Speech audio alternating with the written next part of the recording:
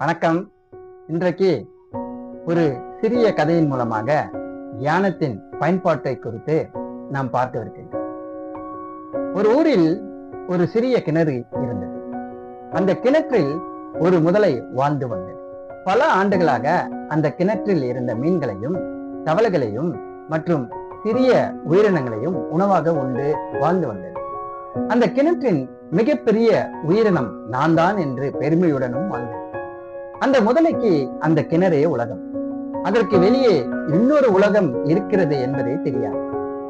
ஒரு நாள் இரவு கனமழை பெய்தது. அந்த இரவில் கடலில் வாழும் ஒரு பெரிய முதலை தவறி அந்த கிணற்றில் விழுந்தது. காலை எழுந்த கிணற்று முதலை அதை பார்த்தது. அதை பார்த்தவுடன், நீ எங்கிருந்து வந்தாய் என்று கேட்டது. கடல் முதலை அமைதியாக, நான் கடலில் இருந்து வந்தேன் என்றது. உடனே கிணற்று முதலை சிரித்தபடி, அந்த கடல் இந்த கிணற்றில் 10ல் 1 பங்கு அளவாவது இருக்குமா என்று கேட்டது. கடல் முதலை அதற்கு சிரித்துக் கொண்டே, இல்லை, அதை விட மிகவும் பெரியது என்றது. உடனே கிணற்று முதலை ஒரு முனையிலிருந்து மறுமுனைக்கு தாவியது.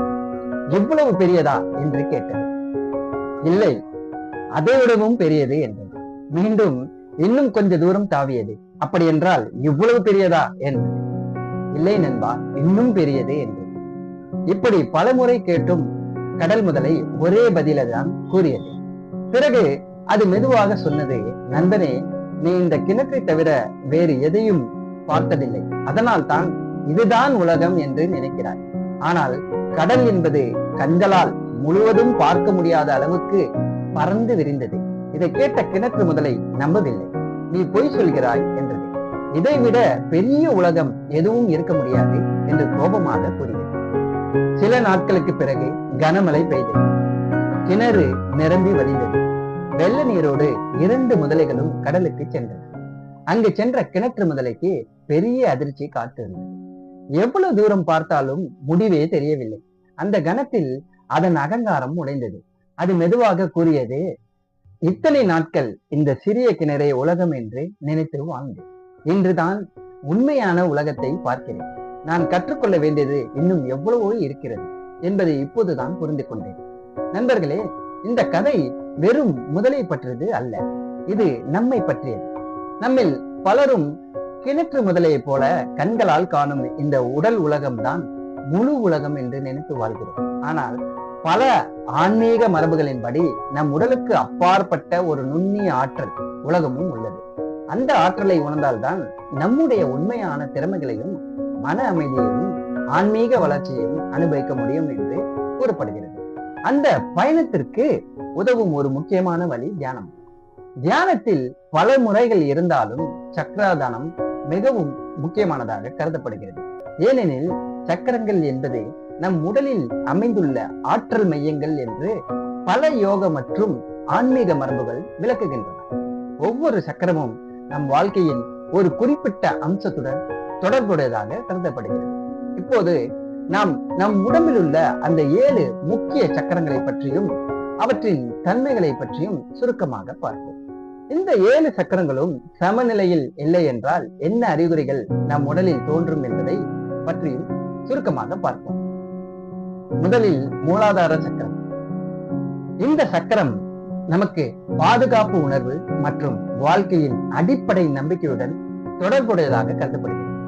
இந்த சக்கரம் சமநிலையில் இல்லை என்றால் நமக்கு பாதுகாப்பற்ற தன்மை ஏற்படும். அடுத்து சுவாதிஷ்டான சக்கரம்.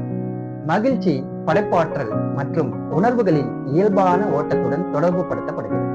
இந்த சக்கரம் நமக்கு சரியாக இயங்கவில்லை என்றால் நமக்கு மகிழ்ச்சி இருக்காது, படைப்பாற்றல் தோன்றும். அடுத்து மணிப்பூரக சக்கரம். தன்னம்பிக்கை, மன வலிமை மற்றும் சுயமரியாதையின் மையமாக கருதப்படுகிறது. இந்த சக்கரம் சமநிலையில் இல்லை என்றால் நமக்கு தன்னம்பிக்கை இருக்காது, மன வலிமையும் இருக்காது. அடுத்து அநாகத சக்கரம். அன்பு, கருணை, மன்னிப்பு மற்றும் உறவுகளின் தரத்துடன் தொடர்புடையதாக நம்பப்படுகிறது. இந்த சக்கரம் நமக்கு சரியாக இயங்கவில்லை என்றால் நமக்கு அன்பு, கருணை மற்றும் மன்னிப்பு போன்ற உணர்வுகள் இருக்காது. அடுத்து விசுத்தி சக்கரம். எண்ணங்களையும் உணர்வுகளையும் தெளிவாக வெளிப்படுத்தும் திறனுடன் இணைக்கப்படுகிறது. இந்த சக்கரம் சமநிலையில் இல்லை என்றால் எண்ணங்களையும் உணர்வுகளையும் தெளிவாக வெளிப்படுத்த முடியாது. அடுத்து ஆங்கிய சக்கரம். ஆங்கிய சக்கரத்தில் உள்ளுணர்வு, ஞானம் மற்றும் தெளிவான பார்வையுடன் தொடர்புடையதாக கருதப்படுகிறது. இந்த சக்கரம் சமநிலையில் இல்லை என்றால் நாம் நம்மளுடைய உள்ளுணர்வை உணர முடியாது. அடுத்து சகசிரதார சக்கரம். இந்த சக்கரம் நமக்கு உயர்ந்த ஆன்மீக உணர்வு மற்றும் பிரபஞ்சத்துடனான இணைப்பை உணர உதவுகிறது என்று பல ஆன்மீக மரபுகள் கூறுகின்றன.